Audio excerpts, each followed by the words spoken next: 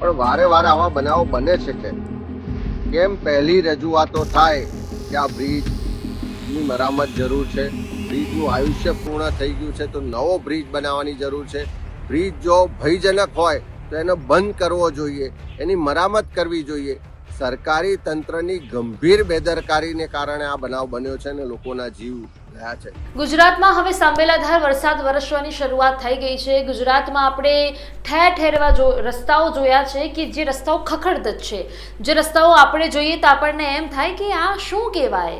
આપણા ટેક્સમાંથી જે કરોડો રૂપિયાના બજેટ પાસ કરે છે પ્રી મોન્સૂનની કામગીરી માટે, અને બજેટના કરોડો રૂપિયા આખરે જાય છે જ કે આ જો આપણે સૂર્ય અને મંગળની અનુભૂતિ ગુજરાતમાં કરવી પડે, નીચે પૃથ્વી પર કરવી પડે તો આ પૈસા જાય છે ક્યાં? એ સવાલ સૌથી પહેલાં ઊભો આપણા મગજમાં થાય છે, કારણ કે આપણે દરેક જગ્યાના રોડ અને રસ્તા જોયા છે। વડોદરા હોય, અમદાવાદ હોય, સુરત હોય, મહેસાણા હોય, ગાંધીનગર હોય, બરોડા હોય, ગમે તે સિટી કેમ નથી, દરેક મહાનગરપાલિકાઓની હાલત આપણે ગંભીર જોઈ છે।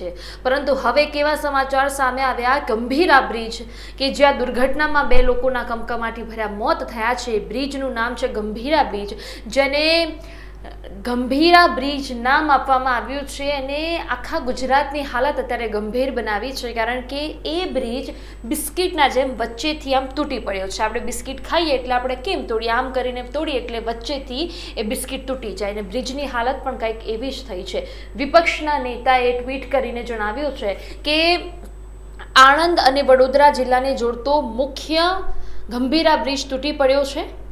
અનેક વાહનો નદીમાં પડતા મોટી જાનહાનિ થઈ હોવાની શક્યતાઓ છે। સરકારી તંત્ર તાત્કાલિક બચાવ કામગીરી હાથ ધરે અને ટ્રાફિક માટે વૈકલ્પિક વ્યવસ્થા છે તે કરે, એમના માટે એમને ટેગ કર્યા છે સીએમઓ ગુજરાત, ડીજીપી ગુજરાત ભૂપેન્દ્ર પટેલ, હર્ષ સંઘવી અને કલેક્ટર અમદાવાદ, આ બધાને એમને ટેગ કર્યા છે અને સાથે એમને તંત્રને જવાબદાર પણ ઠેરવ્યું છે। હવે તંત્ર પર લાલ ગુમ થયેલા વિપક્ષના નેતા અમિત ચાવડા શું કહી રહ્યા છે?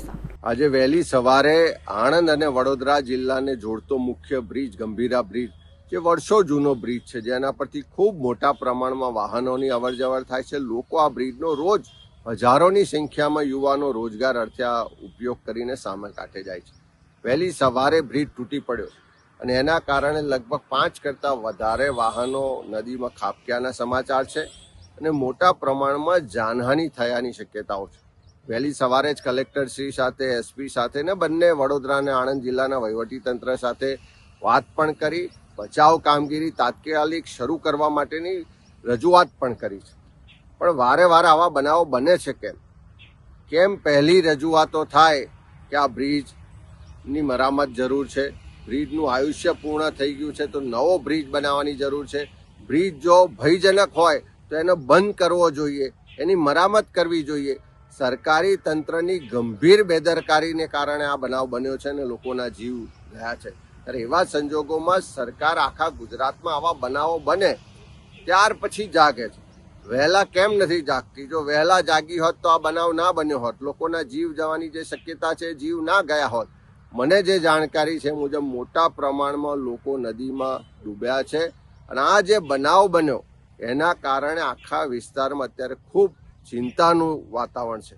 અમારા બધા જ કાર્યકરો, આગેવાનો, ત્યાં સ્થાનિકો પણ મદદમાં છે, પણ સરકારને ફરી મારી વિનંતી છે કે તાત્કાલિક એના માટેની એક્સપર્ટ બચાવ ટીમો મોકલવામાં આવે અને આખા બ્રિજ પરનો જે ટ્રાફિક છે એની વૈકલ્પિક વ્યવસ્થા કરવામાં આવે અને આની યોગ્ય તપાસ થાય।